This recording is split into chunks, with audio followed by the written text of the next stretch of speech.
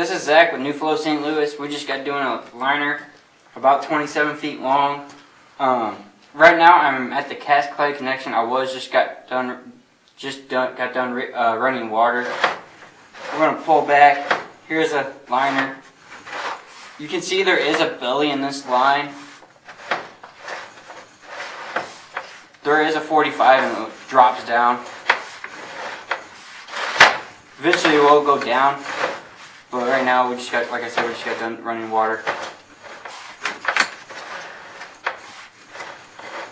Here's the 45, drops down.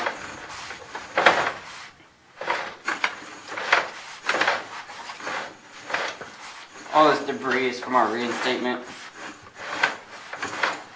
Here's our reinstatement.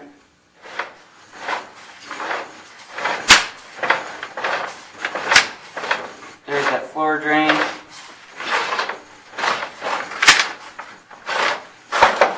Here's the end of a liner around PVC.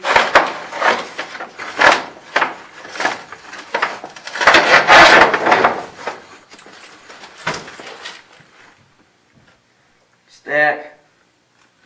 The basement. Steps.